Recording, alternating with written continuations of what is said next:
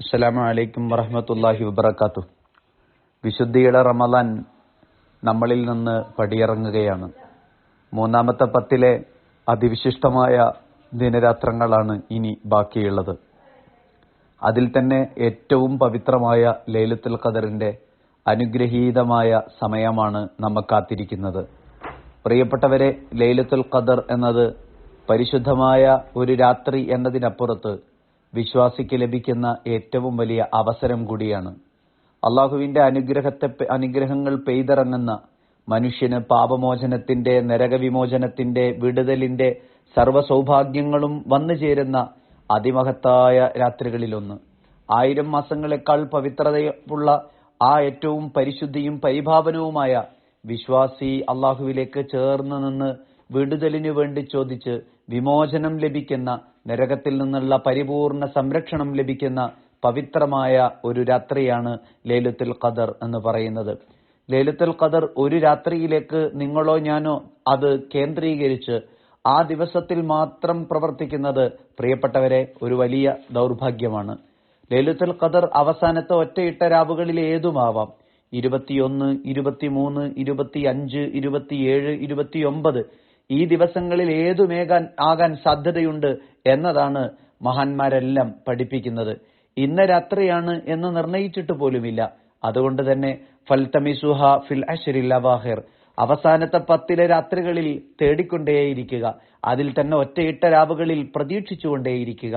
ആ രാത്രികളിൽ അല്ലാഹുമ്മ ഇന്നക അഫുവൻ തുഹിബ്ബുൽ അഫ്വ ഫഅഫു അന്നി, വിടുതലിന്റെ, വിട്ടുവീഴ്ചയുടെ പാഠങ്ങൾ ഉറക്കെ പ്രഖ്യാപിച്ച് അല്ലാഹുവേ നീ പൊറുത്തു തരണം എന്ന് ആത്മാർത്ഥമായി വിളിച്ചു പറഞ്ഞുകൊണ്ട് നമുക്ക് രാത്രികളിലെ ഇസ്തിഗ്ഫാറിന്റെ, പാപമോചനത്തിന്റെ മാധുര്യത്തിലൂടെ അല്ലാഹുവിലേക്ക് അടുക്കാൻ പരിശ്രമിക്കേണ്ടുന്ന ഏറ്റവും മഹത്തരമായ രാത്രിയാണ് ലൈലത്തുൽ ഖദറിന്റേത്.